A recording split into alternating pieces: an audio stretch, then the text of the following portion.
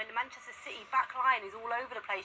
As a goalkeeper, it goes under him, doesn't it? He hits it hard and low at the near post. You expect them to pull off a save, but sometimes it's really hard in terms of your positioning as a goalkeeper.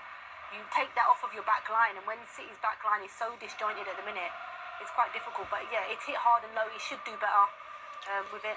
It looks like he's onside for me. I know it's not been decided yet, but I think he's onside. I think it's we're on and playing. Yeah, it's one of those, where a really poor start. I said there could be another upset if you don't get it right, and that's a difficult place to go to. Selhurst Park, the atmosphere there, we know that. But we also said as well, Martin, that Palace have to be much more clinical. When they get their chances, they have to take them.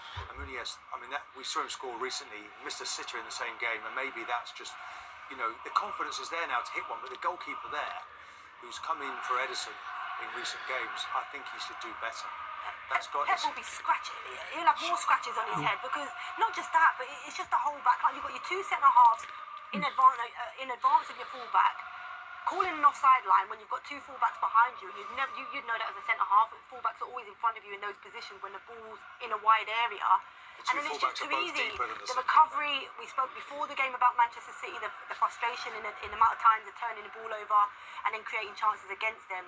It's really poor all over for Man City. Though, isn't it? They've got a goal down this early. Absolutely right. Bromley 1-0 up at Accrington in League 2, thanks to Michael Cheek, and a goal at Celtic. Ailey Barber.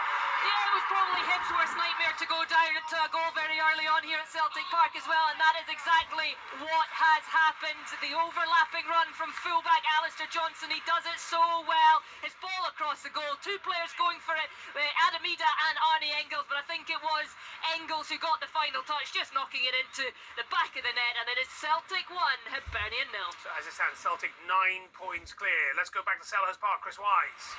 Massive chance for Man City to be level. Erling Haaland has not taken the opportunity though. Super ball from Kevin De Bruyne just outside the penalty area. Slid it in for Haaland with great weight on it, and Haaland on the stretch slightly. Dean Henderson coming out to meet him. Haaland's shot ends up smashing Henderson in the face.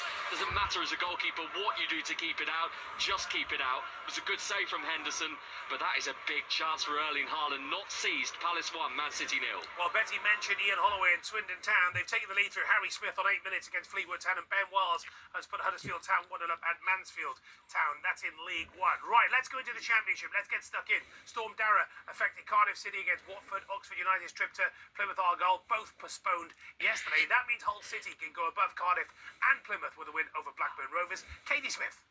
Yeah, and then